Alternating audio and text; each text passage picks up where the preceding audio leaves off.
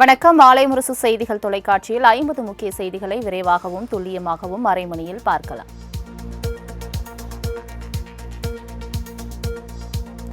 சுட்டெரிக்கும் கோடை வெயிலுக்கு மத்தியில் சென்னையில் பல்வேறு பகுதிகளில் அதிகாலையில் பரவலாக மழை பெய்தது. சென்னை மற்றும் அதன் சுற்றுவட்டார பகுதிகளில் இன்று அதிகாலை பரவலாக மழை பெய்தது. புரசைவாக்கம், எழும்பூர், பம்மல், வேப்பேரி, பெரியமேடு உள்ளிட்ட பகுதிகளில் அதிகாலையில் மழை பெய்தது. குரோம்பேட்டை, பல்லாவரம், பம்மல், தாம்பரம், ஆலந்தூர் பகுதிகளில் விட்டுவிட்டு மழை பெய்தது. புறநகர் பகுதிகளான தாம்பரம், குரோம்பேட்டை, மீனம்பாக்கம் உள்ளிட்ட பகுதிகளிலும் மழை பெய்தது. கோடை வெயிலால் பொதுமக்கள் கடும் அவதியடைந்து வந்த நிலையில் திடீரென பெய்த மழையால் குளிர்ச்சியான சூழல் நிலவி வருகிறது.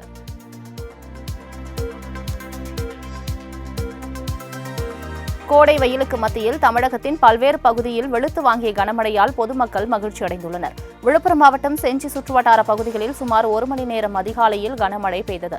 இந்த கனமழையால் குளிர்ச்சியான சூழல் ஏற்பட்டுள்ளதால் பொதுமக்கள் மகிழ்ச்சி அடைந்துள்ளனர். சிவகங்கைக்கு உட்பட்ட காரைக்குடி மற்றும் அதன் சுற்றுவட்டார பகுதிகளில் மழை பெய்துள்ளது. இதேபோல் திண்டுக்கல், கொடைக்கானல் உள்ளிட்ட பகுதிகளிலும் மழை பெய்தது. புதுக்கோட்டையில் அரிமளம், பொன்னாமராவதி, திருமயம் உள்ளிட்ட பகுதிகளிலும் மழை பெய்தது. இதனால் அந்த பகுதிகளில் வெப்பம் தணிந்து குளிர்ச்சியான சூழல் ஏற்பட்டது.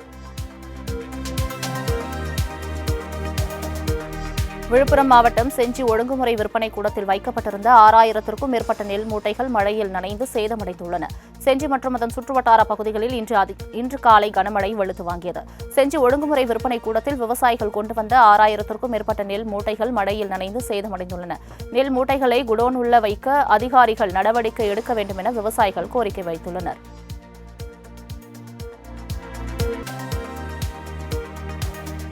ஏழை இஸ்லாமியர்களை மேம்படுத்த வக்பு சொத்துக்கள் ஏன் பயன்படுத்தப்படவில்லை என மத்திய அமைச்சர் கிரண் ரிஜிஜு கேள்வி எழுப்பினார்.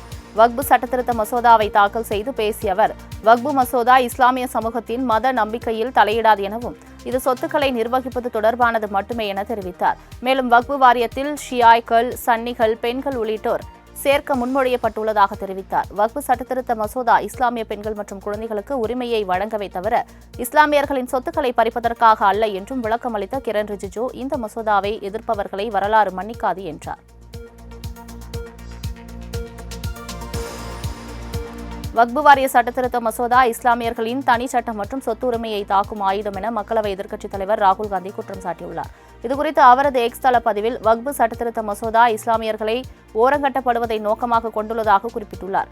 RSS, பாஜக மற்றும் அவர்களது கூட்டாளிகளால் அரசியலமைப்பின் மீதான இந்த தாக்குதல் இஸ்லாமியர்களை இலக்காக கொண்டது என சாடியுள்ளார்.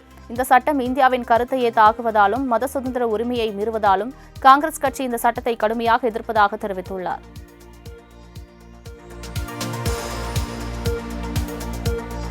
ஒரு முஸ்லிம் உறுப்பினரை கூட கொண்டிராத கட்சியால் இந்திய சிறுபான்மையினரின் உரிமைகள் பாதுகாக்கப்படும் என்று கூறுவது முரணாக இருப்பதாக திமுக MP R. ராசா தெரிவித்துள்ளார். இதுகுறித்து மக்களவையில் பேசிய அவர், இந்தியாவிலேயே அதிக அளவில் வக்பு சொத்துக்கள் இருப்பதாகவும் அவற்றை ஏன் ஏழை முஸ்லிம்களுக்கு பயன்படுத்தவில்லை என மத்திய அமைச்சர் கிரண் ரிஜிஜு தெரிவித்த நிலையில், ஒரு முஸ்லிம் உறுப்பினர் கூட இல்லாமல் எப்படி திட்டங்கள் செயல்படுத்த முடியும் எனவும் ஒரு முஸ்லிம் கூட கொண்டிராத கட்சி மூலம் சிறுபான்மையினரை எவ்வாறு பாதுகாக்க முடியும் எனவும் கேள்வி எழுப்பினார்.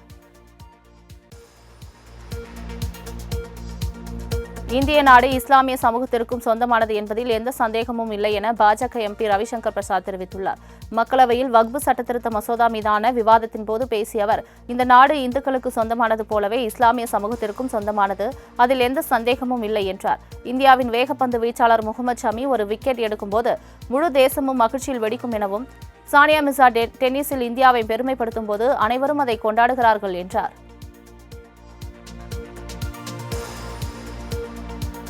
வக்பு சட்ட மசோதாவுக்கு எதிர்ப்பு தெரிவித்து தமிழ்நாட்டில் உள்ள பல்வேறு பகுதிகளில் SDPI கட்சியினர் கையில் மெழுகுவர்த்தி ஏந்தி ஆர்ப்பாட்டத்தில் ஈடுபட்டனர். நாடாளுமன்றத்தில் தாக்கல் செய்யப்பட்ட வக்பு திருத்த சட்டம் இஸ்லாமியர்களின் உரிமையை நசுக்கும் செயல் என மத்திய அரசை கண்டனம் தெரிவிக்கப்பட்டது. கோவை மாவட்டம் முக்கடம் பகுதியில் SDPI கட்சியினர் கையில் மெழுகுவர்த்தி ஏந்தி ஆர்ப்பாட்டத்தில் ஈடுபட்டனர். இதில் 300க்கும் மேற்பட்டோர் கலந்து கொண்டு கண்டன கோஷங்களை எழுப்பினர். இதேபோல் திருவாரூர் மாவட்டம் கூத்தாநல்லூரில் நாகை பேய்குளத்தில் SDPI கட்சியினர் போராட்டத்தில் ஈடுபட்டனர். திருச்சியில் வக்பு சட்ட மசோதாவுக்கு எதிர்ப்பு தெரிவித்து இஸ்லாமிய அமைப்புகள் சார்பில் போராட்டம் நடத்தப்பட்டது. மத்திய பிரதேச மாநிலம் போபாலில் வக்பு சட்ட திருத்த மசோதாவை வரவேற்கும் விதமாக இஸ்லாமிய மக்கள் மேளதாளம் அடித்து கொண்டாடினர்.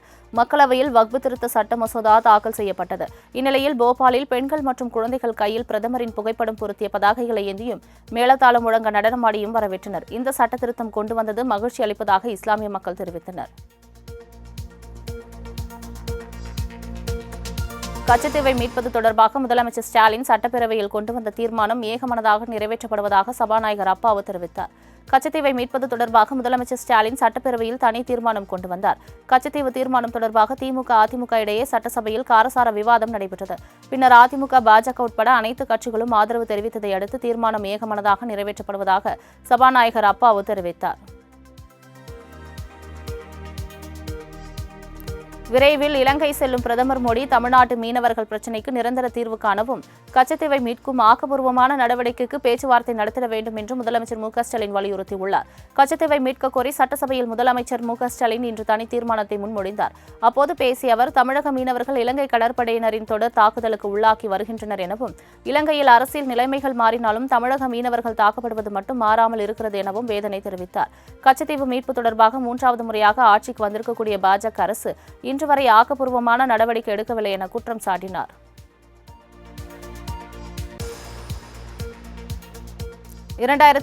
சட்டமன்ற தேர்தலில் மீனவர்களின் வாக்குகளை பெற வேண்டும் என்பதற்காகவே கச்சத்தீவு நாடகத்தை திமுக அரங்கேற்றியுள்ளதாக எதிர்க்கட்சித் தலைவர் எடப்பாடி பழனிசாமி குற்றம் சாட்டியுள்ளார்.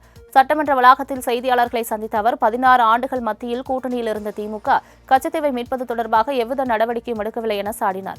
மேலும் அடுத்த ஆண்டு தேர்தலை வைத்து மீனவர்களின் வாக்குகளுக்கு கணக்கு போடுவதாகவும், அதனாலேயே கச்சத்தீவு நாடகத்தை அரங்கேற்றி வருவதாகவும் குற்றம் சாட்டினார். மேலும் இன்றைய சட்டசபை கூட்டத்தில் கச்சத்தீவு தொடர்பாக தன்னை பேச அனுமதிக்கவில்லை எனவும் எடப்பாடி பழனிசாமி குறை கூறினார். தேர்தலுக்காக தீர்மானம் கொண்டுவரும் கட்சி திமுக இல்லை எனவும், கச்சத்தீவு விவகாரத்தை நீர்த்துப்போக செய்து அதிமுக தான் எனவும் அமைச்சர் ரகுபதி தெரிவித்துள்ளார். கச்சத்தீவு தீர்மானம் தேர்தலுக்கான திமுகவின் நாடகம் என இபிஎஸ் அண்ணாமலை விமர்சித்த நிலையில் சட்டப்பேரவை வளாகத்தில் பேட்டியளித்த அமைச்சர் ரகுபதி பதிலடி கொடுத்தார். கச்சத்தீவை இழந்தது இந்தியாவுக்கு நட்டமே என்று தெரிவித்த ரகுபதி, மேலும் தமிழக மக்களின் வாழ்வாதார பிரச்சினைக்கு தீர்வு காணவும் பிரதமர் இலங்கைக்கு செல்ல உள்ள நிலையில் இதுகுறித்து வலியுறுத்தவுமே தீர்மானம் நிறைவேற்றியதாக விளக்கமளித்தார். லாரி ஓட்டுநர்களிடம் தொடர் வழிப்பறியில் ஈடுபட்ட பிரபல ரவுடி மொட்டை விஜயை போலீசார் என்கவுண்டரில் சுட்டுக் கொன்றனர். புதுச்சேரியிலிருந்து மயிலாடுதுறைக்கு சென்ற லாரியை பைக்கில் சென்று மறித்த மர்ம ஆசாமிகள் ஓட்டுநர் காளிமுத்து என்பவரை அரிவாளால் வெட்டிவிட்டு அவரிடமிருந்து செல்போன் மற்றும் பணத்தை பறித்து சென்றனர். இதேபோல மற்றொரு லாரி ஓட்டுநர் மணிமாறன் என்பவரையும் தாக்கிய அதே கும்பல் பணத்தை திருடி சென்றதாக புகார் அளிக்கப்பட்டது. மேலும் தாக்குதலில் காயமடைந்த லாரி ஓட்டுநர்கள் மருத்துவமனையில் சிகிச்சைக்காக அனுமதிக்கப்பட்டனர். இந்த நிலையில் குற்ற சம்பவத்தில் தொடர்புடைய விஜய் என்பவர் புதூரில் பதுங்கியிருந்த விஜயை கைது செய்வதற்கு போலீசார் சுற்றி வளைத்தனர். அப்போது வீச்சரிவாளை கொண்டு தாக்கியதில் 2 காவலர்கள் காயமடைந்தனர். இதனையடுத்து விஜயை போலீசார் என்கவுண்டர் செய்தனர். கடலூர் அருகே ரவுடி விஜய் தாக்கியதில் காயமடைந்த காவலர்கள் அங்குள்ள அரசு மருத்துவமனையில் அனுமதிக்கப்பட்டு சிகிச்சை பெற்று வருகின்றனர். இந்த நிலையில் காவலர்களை நேரில் சந்தித்து நலம் விசாரித்து ஆறுதல் கூறிய மாவட்ட எஸ்பி ஜெயக்குமார், என்கவுண்டர் நடந்தது எப்படி என்பது குறித்தும் குற்றவாளியின் பின்னணி குறித்தும் விளக்கம் அளித்தார். மேலும் என்கவுண்டர் செய்யப்பட்ட ரவுடி விஜய் மீது கொலை, கொள்ளை, வழிப்பறி என 25க்கும் மேற்பட்ட வழக்குகள் நிலுவையில் இருப்பதாக ஜெயக்குமார் கூறினார்.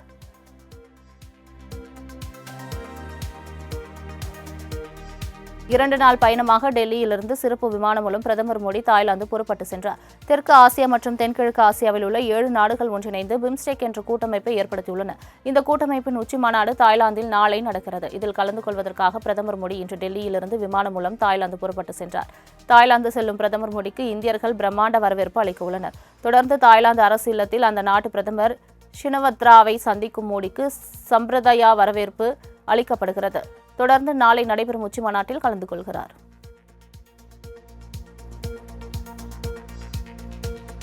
கச்சத்தீவை திரும்பப் பெற மத்திய உடனடியாக நடவடிக்கை எடுக்க வேண்டும் என்று இந்திய கம்யூனிஸ்ட் கட்சியின் தேசிய பொதுச் செயலாளர் ராஜா வலியுறுத்தியுள்ளார். மதுரையில் செய்தியாளர்களை சந்தித்து பேசிய அவர், கச்சத்தீவு விவகாரத்தை மத்திய அரசு கவனத்தில் எடுத்துக் கொள்ள வேண்டும் என்றார். இலங்கைக்கு தாரை வார்க்கப்பட்ட கச்சத்தீவை திரும்பப் பெற மத்திய அரசை வலியுறுத்தி தமிழக சட்டப்பேரவையில் முதலமைச்சர் மு க ஸ்டாலின் கொண்டு வந்த தனி தீர்மானம் ஒருமனதாக நிறைவேற்றப்பட்டது. இதனை மத்திய அரசு கவனத்தில் எடுத்துக் கொள்ள வேண்டும் என கூறினார். தமிழக மீனவர்கள் கைது விவகாரத்தில் மத்திய அரசு அனுமதி மறுப்பது, அமைதி காப்பது கண்டிக்கத்தக்கது என மார்க்சிஸ்ட் கம்யூனிஸ்ட் கட்சி மாநில செயலாளர் சண்முகம் தெரிவித்துள்ளார். மதுரையில் செய்தியாளர்களை சந்தித்து பேசிய அவர், தமிழக சட்டப்பேரவையில் கொண்டுவரப்பட்டுள்ள தனி தீர்மானத்தை கருத்தில் கொண்டு இலங்கைக்கு தாரை வார்க்கப்பட்ட கச்சத்தீவை மத்திய அரசு திரும்பப் பெற வேண்டும் என வலியுறுத்தினார். தமிழக மீனவர்கள் இலங்கை கடற்படையினரால் கைது செய்யப்படும் போதெல்லாம் பாஜக அரசு அமைதி காப்பது கண்டனத்திற்குரியது என சாடினார். மாநிலங்களவை உறுப்பினரும் அதிமுக மூத்த நிர்வாகியுமான தம்பிதுரை நிர்மலா சீதாராமன் சந்தித்து பேசினார். டெல்லியில் உள்ள நிர்மலா அலுவலகத்தில் இந்த சந்திப்பு நிகழ்ந்ததாக கூறப்படுகிறது. அதிமுக முன்னாள் அமைச்சர் சி.வி. சண்முகம் மத்திய உள்துறை அமைச்சர் அமித்ஷாவை சந்தித்து பேசியதாக தகவல் வெளியாகியுள்ளது. 2026 சட்டமன்ற தேர்தலில் அதிமுக பாஜக இடையே கூட்டணி பேச்சுவார்த்தை மறைமுகமாக நடப்பதாக கூறப்படும் நிலையில் இந்த சந்திப்பு முக்கியத்துவம் பெற்றுள்ளது.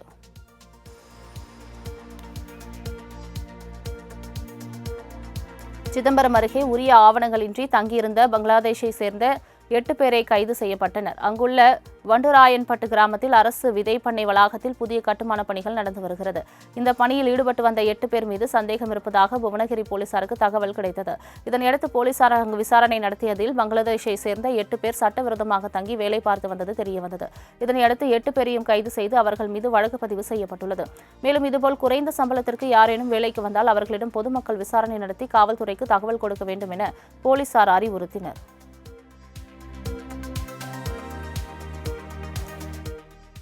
நகை பணத்தை ஏமாற்றிய மகன் மீது நடவடிக்கை எடுக்க கோரிய புதிய தம்பதியர் நாகர்கோவில் ஆட்சியர் அலுவலகத்தில் புகார் மனு அளித்தனர். கன்னியாகுமரி மாவட்டம் குலசேகரபுரத்தை சேர்ந்தவர் சுயம்பு சிவத்திகனி தம்பதியர். 85 வயதுடைய இவர்களுக்கு 3 மகன்கள் உள்ள நிலையில் தாய் சிவத்திகனி பக்கவாதம் நோயால் பாதிக்கப்பட்டுள்ளார். இந்த நிலையில் தாய் தந்தையை தாம் பார்த்துக் கொள்கிறேன் என கூறி அழைத்து சென்ற மூத்த மகன் ராஜன் தாயின் பெயரில் இருந்த 72 சென்ட் நிலத்தை மிரட்டி எழுதி வாங்கிக் கொண்டதுடன் தாய் கழுத்தில் கிடந்த 5 பவுன் தங்க செயின் மற்றும் வங்கியில் இருந்த 1 லட்சம் ரூபாய் பணத்தையும் மிரட்டி வாங்கி சென்றதாக கூறப்படுகிறது. இந்நிலையில் தங்களது பணத்தையும் நிலத்தையும் மீட்டு தர வேண்டும் என ஆட்சியரிடம் அந்த தம்பதி மனு அளித்துள்ளனர். எம்புரான் திரைப்படத்தை தமிழகத்தில் தடை செய்ய வலியுறுத்தியும் மத்திய தணிக்கை வாரியத்தை கண்டித்தும் தமிழக விவசாயிகள் பாதுகாப்பு சங்கம் சார்பில் மயிலாடுதுறையில் கண்டன ஆர்ப்பாட்டம் நடத்தப்பட்டது. அப்போது நடிகர் மோகன்லால் புகைப்படத்தை காலில் போட்டு மிதித்து விவசாயிகள் முழக்கமிட்டனர். எம்புரான் திரைப்படத்தில் இடம்பெற்றுள்ள முல்லை பெரியாறு அணை தொடர்பாக வசனத்தை நீக்க வேண்டும் என விவசாயிகள் வலியுறுத்தினர். நாகையில் தாய்க்கு பதிலாக ஆள்மாறாட்டம் செய்து 10ஆம் வகுப்பு தேர்வு எழுதிய மகளை தேர்வுத்துறை அதிகாரிகள் பிடித்து போலீசில் ஒப்படைத்தனர். நாகப்பட்டினம் வெள்ளிப்பாளையத்தை சேர்ந்துள்ள நடராஜன் தம்மியதி பள்ளியில் 10ஆம் வகுப்பு பொதுத் தேர்வு எழுத வந்த மாணவி ஒருவர் முகக்கவசம் அணிந்திருந்தார். இதனால் சந்தேகமடைந்த தேர்வு அறை கண்காணிப்பாளர் மாணவி வைத்திருந்த நுழைவு சீட்டை பார்த்தபோது அதில் இருந்த புகைப்படமும் வருகை பதிவு குறிப்பேட்டில் இருந்த புகைப்படமும் மாறுபட்டிருந்தது. இதனைத் தொடர்ந்து அந்த மாணவியிடம் நடத்தப்பட்ட விசாரணையில் தனது தாய் சுகந்திக்காக ஆள்மாறாட்டம் செய்து தேர்வு எழுத வந்தது தெரியவந்தது. ஓய்வு பெற்ற அரசு மருத்துவர் குடும்பத்தினருக்கு வழங்க வேண்டிய டெபாசிட் பணத்தை வட்டியுடன் சேர்த்து 45 நாட்களுக்கு வழங்க தனியார் நிதி நிறுவனத்திற்கு தஞ்சாவூர் நுகர்வோர் நீதிமன்றம் உத்தரவிட்டுள்ளது.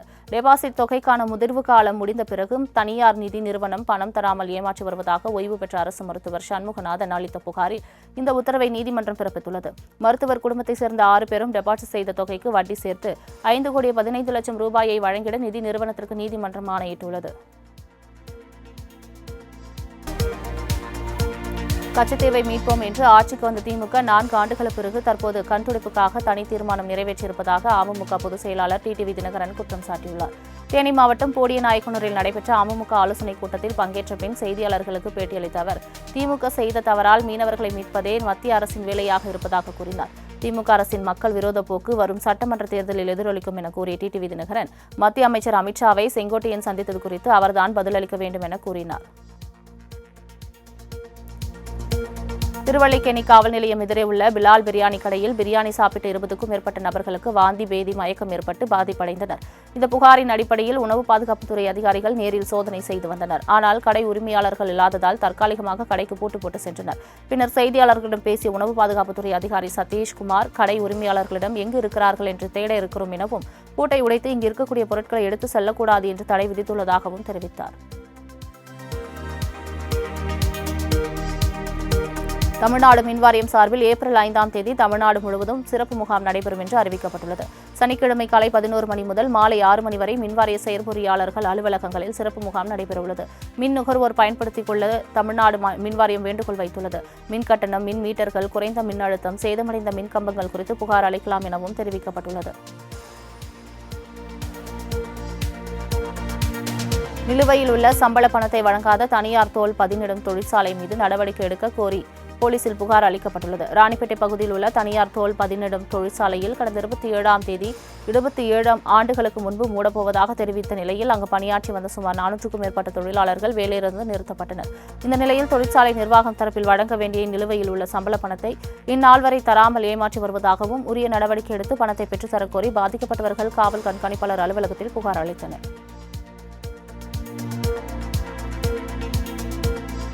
திருவாரூர் மாவட்டம் முத்துப்பேட்டையில் நடைபெற்ற ஆர்ப்பாட்டத்தில் ஏராளமான மீன் மற்றும் இதர பொருள் விற்பனையாளர் சங்கத்தினர் பங்கேற்றனர். மத்திய அரசு ஹைட்ரோ கார்பன் திட்டத்தை கைவிட வேண்டும், இலங்கை கடற்படையினரால் தமிழக மீனவர்கள் தாக்கப்படுவதை நிரந்தரமாக தடுத்து நிறுத்திட வேண்டும் உள்ளிட்ட கோரிக்கைகளை வலியுறுத்தி கண்டன ஆர்ப்பாட்டம் நடைபெற்றது. இதில் நிர்வாகிகள், CITU மாவட்ட தலைவர் அனிபா, மாவட்ட பொருளாளர் கஜேந்திரன் உள்ளிட்டோர் கலந்து கொண்டு மத்திய அரசுக்கு எதிராக கண்டன முழக்கங்களை எழுப்பினர். சேலம் மாவட்டம் மேட்டூர் அனல்மின் நிலையத்தில் 600 மெகாவாட் மின் உற்பத்தி பாதிக்கப்பட்டுள்ளது. மேட்டூரில் செயல்பட்டு வரும் பழைய அனல்மின் நிலையத்திலிருந்து நாள் ஒன்றுக்கு 1440 மெகாவாட் மின் உற்பத்தி செய்யப்பட்டு வருகிறது. இந்த நிலையில் நேற்று 600 மெகாவாட் மின் உற்பத்தி செய்யக்கூடிய அனல்மின் நிலையத்தில் கொதிகலன் குழாயில் ஏற்பட்ட பழுது காரணமாக மின் உற்பத்தி முற்றிலுமாக நிறுத்தப்பட்டுள்ளது. கோடை வெயிலின் தாக்கம் அதிகரித்து வரும் நிலையில் மின் உற்பத்தி பாதிப்பு ஏற்பட்டுள்ளது. இதனை சரி செய்ய 2 நாட்கள் ஆகும் என மின்வாரிய அதிகாரிகள் தெரிவித்துள்ளனர்.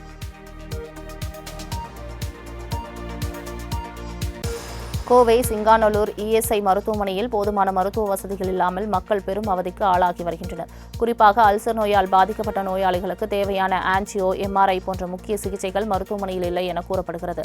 இதனால் நோயாளிகள் சரவணப்பட்டியில் உள்ள தனியார் மருத்துவமனைகளுக்கு செல்ல வேண்டிய நிலைக்கு மக்கள் தள்ளப்பட்டு வருகின்றனர். மேலும் ஆம்புலன்ஸ் வசதியும் போதுமான அளவில் இல்லாததால் ஒரே ஆம்புலன்ஸில் 13 பேர் வரை அழைத்து செல்லப்படுவதாக குற்றச்சாட்டு எழுந்துள்ளது.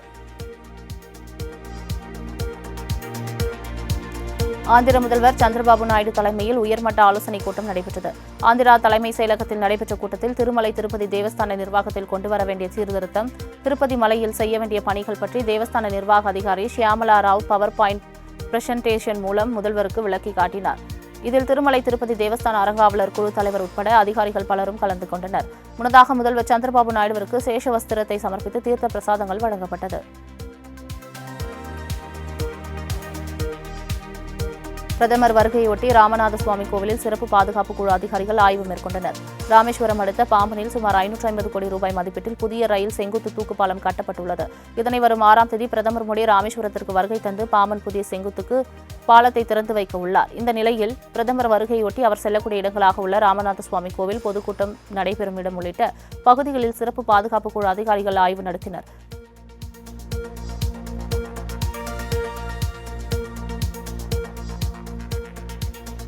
சேலத்தில் 3 கார்களில் கடத்தி வரப்பட்ட சுமார் 1320 கிலோ புகையிலைப் பொருட்களை போலீசார் பறிமுதல் செய்தனர். மகாராஷ்டிராவிலிருந்து சேலத்துக்கு குட்கா உள்ளிட்ட போதைப் பொருட்கள் கடத்தி வரப்படுவதாக போலீசாருக்கு தகவல் கிடைத்தது. அதன் பேரில் செவ்வாய்ப்பேட்டை பகுதியில் தீவிர தேடுதல் வேட்டையில் ஈடுபட்ட தனிப்படை போலீசார் 3 கார்களில் கடத்தி வரப்பட்ட 1320 கிலோ குட்கா, ஆன்ஸ் உள்ளிட்ட புகையிலைப் பொருட்களை பறிமுதல் செய்தனர். கன்னியாகுமரி மாவட்டம் அருமனை பகுதியில் CRPF வீரர் என கூறி முதியோர் இல்லத்தில் பணம் பறித்து சென்ற மர்ம நபரை போலீசார் தேடி வருகின்றனர்.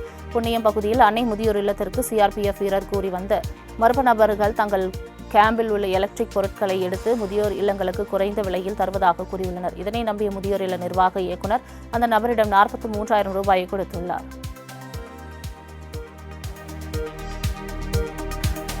திருக்கோவிலூரில் முறையற்ற கட்டடங்களுக்கு அனுமதி வழங்கிய அதிகாரிகளை நகராட்சி தலைவர் கடிந்து கொண்டார். கள்ளக்குறிச்சி மாவட்டம் திருக்கோவிலூர் நகராட்சியில் மழைநீர் சேகரிப்பு கட்டமைப்பு கருத்து கேட்பு கூட்டம் நகரமன்ற தலைவர் முருகன் தலைமையில் நடைபெற்றது. அப்போது திருக்கோவிலூர் நகரின் பிரதான பகுதிகளில் வாகன நிறுத்தமிடமில்லாமல் கட்டப்பட்டு வரும் வணிக வளாகங்கள் குறித்து பேசிய நகரமன்ற தலைவர் பல்வேறு பகுதிகளில் சாலையை ஆக்கிரமித்து கட்டடம் அமைக்கப்பட்டு வருவதை சுட்டிக்காட்டி பொறியாளர் மற்றும் நகர திட்டமிடல் அலுவலரை கடுமையாக சாடினார்.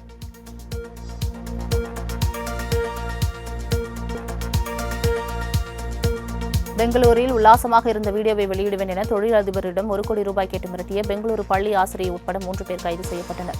பெங்களூரு மகாலட்சுமி லே அவுட்டை சேர்ந்த ராகேஷ் வைஷ்ணவ் தொழிலதிபர்.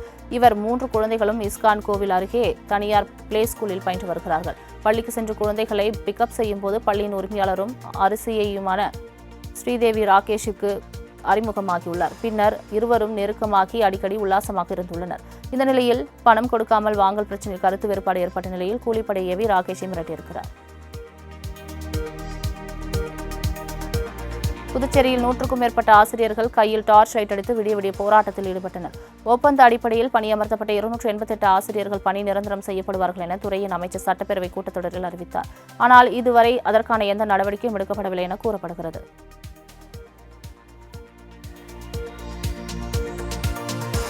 உலகின் மிகப்பெரிய கட்சி என கூறும் பாஜக இதுவரை தலைவரை தேர்ந்தெடுக்க முடியவில்லை என கூறிய சமாஜ்வாதி கட்சி எம்பி அகிலேஷ் யாதவ் மத்திய உள்துறை அமைச்சர் அமித்ஷாவுக்கு பதிலளித்தார். மக்களவையில் வக்ஃப் மசோதா மீதான விவாதம் நடைபெற்றுக் கொண்டிருந்தபோது பேசிய அகிலேஷ் யாதவ் உலகின் மிகப்பெரிய கட்சி என கூறும் பாஜக இதுவரை தலைவரை தேர்ந்தெடுக்க முடியவில்லை என்று விமர்சித்தார். அதற்கு பதிலளித்து பேசிய அமித்ஷா உடனடியாக தலைவரை தேர்வு செய்ய பாஜக ஒன்றும் குடும்ப கட்சி அல்ல எனவும் பாஜகவில் 13 கோடி தொண்டர்கள் ஒரு செயல்முறை மூலம் தலைவரை தேர்ந்தெடுக்கிறார்கள், எனவே அதற்கு நேரம் எடுக்கும் என்றார். இது மக்களவையில் சிரிப்பலை ஏற்படுத்தியது. புதுச்சேரி மாநிலம் தட்டாஞ்சாவடியில் இயங்கி வரும் பிரபல உணவகத்தில் பர்கர் சாப்பிட்ட குழந்தைகளுக்கு வாந்தி மயக்கம் ஏற்பட்டதால் பரபரப்பு நிலவியது. தட்டாஞ்சாவடியை சேர்ந்த ஃபார்மன் என்பவர் புதுச்சேரி கடலூர் சாலையில் உள்ள பிரபல மெக்டொனால்ட் உணவகத்தில் சிக்கன் பர்கரை ஆர்டர் செய்துள்ளார். குழந்தைகள் இந்த பர்கரை சாப்பிட்ட சில நிமிடங்களில் வாந்தி மயக்கம் ஏற்பட்டு அனுமதிக்கப்பட்டுள்ளனர்.